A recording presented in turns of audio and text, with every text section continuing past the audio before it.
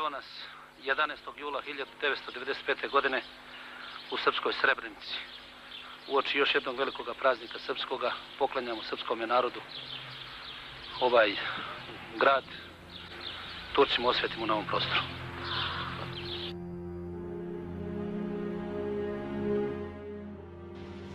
Those are the words of Ratko Mladic, the infamous butcher of Bosnia, said on a stroll through Srebrenica shortly after it fell into the hands of his Serbian forces. The beginning of the atrocity which would drive the world to put its foot down and make a compromise. The Bosnian War had already been going on for years by then, a bloody conflict instigated by Serbians, who wanted to create a greater Serbia at the expense of Bosnia's independence, which was being defended by Bosnia and Croatia. The Serbs were backed by the Serbian government and the Republika Srpska, the Bosnian Serb entity in Bosnia's government that led the offensive during the war. Throughout the war, the salt mining town of Srebrenica had always been a site of conflict. Its location made it like an island within the hostile Republika Srpska. Because of that, Serbian forces could barrage the town from a variety of angles, as well as cut off its supply lines. This siege only intensified when Directive 7 was issued in the March of 1995. An order from the president of the Republika Srpska that demanded the capture and vacation of the town as soon as possible by any means necessary. By the time the town was finally lost, it had been 3 years that the Serbs had been assaulting the town. The United Nations responded to this persistent Serbian aggression by making Srebrenica a safe area, threatening the Serbs with airstrikes, and even bringing in Dutch soldiers to protect the town from invasion. But while this response seems solid in theory, in reality it was anything but. Calling Srebrenica a safe area did nothing more than put a label on the town. The Serbs held quite a few UN peacekeepers as hostages, and they had more populated areas within reach of their armies. The UN wouldn't be able to do much without risking those things, and thus, their responses were far from firm enough to have any impact. The airstrike campaign never saw the light of day until it was too late, as it would have jeopardized many lives at the time. And the troops that were sent there? Few in number, poorly armed, and had little hope of having their situation improved thanks to those cut-off supply lines. The soldiers didn't even want to be there. They had little interest in fighting a war that wasn't theirs, a mentality that the UN itself shared with its troops. At the time, letting the town go seemed like the best play to be made. Taking direct action against the Serbs would have squandered the relative peace that the UN had maintained, and put the UN hostages at risk. Srebrenica had little strategic importance to the war as a whole, and sacrificing it would appease the aggressors for a time. Justifications that are frighteningly similar to those used for appeasing Hitler when he insisted on invading neighboring countries to create better conditions for Germany. But the similarities between these two scenarios don't end there.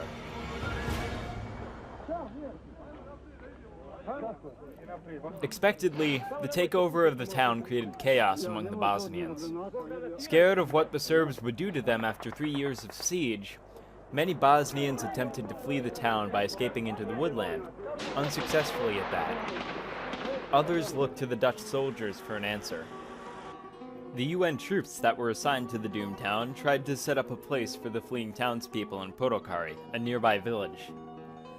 The mini-safe area, as they called it, ultimately could not hold all of the refugees from the town, and Serbs were able to infiltrate the compound, separate and murder several people on the grounds, while the Dutch soldiers tried not to take notice of it.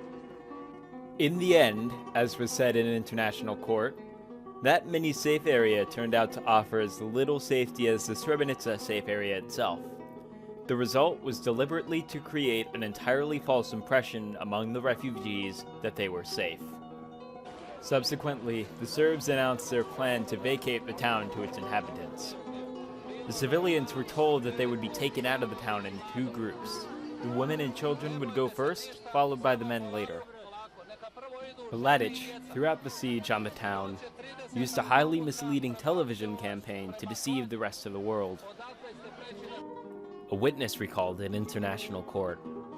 As soon as the camera stopped filming, this scene changed. Mladic asked a young boy how old he was.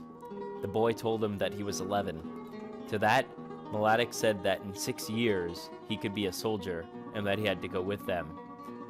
The young boy was then grabbed, taken out, and taken away. Mrs. Munida Subasic. In reality, all males of military age were kept behind with no plans for evacuation. Passports, personal documents, and any other materials that could be used to identify a person were revoked from the men, an awful foreshadowing of what was to come. On July 13th, this evacuation plan was put in place. The civilians of the town were sent to the UN base, where they were separated into their respective groups. This was where many women saw their husbands and sons for the last time. As one Bosnian woman recalls, "I arrived at the barrier shortly thereafter, and my husband and I were separated. At the barrier, I was told to walk straight on. My husband had to turn left. At that moment, I did not react. I said nothing. I could not speak. My mouth was as dry as a bone, and I felt tears well up in my eyes. I came to the truck. There were Dutchbat soldiers there. They did nothing." Mrs. Zumra Sehomerovic. The women and children were transported to Bosnian territory in the end, but very many of them were subjected to sexual assault, extreme violence, mutilation, rape, and or murder beforehand or at checkpoints along the way. The Dutch soldiers stood idle as they witnessed these crimes, as intervening would likely mean their death. Once the buses containing the women and children left, the men were led into fields, empty schools, warehouses, and other out-of-the-way locations. Shortly after they got there, they were transported to designated areas where they were shot, hundreds at a time, and where their bodies were dumped into mass graves by their murderers. At least 7,000 men were executed during the Srebrenica massacre. Some sources say upwards of 8,000 men were killed. And to this day, bodies are still being identified.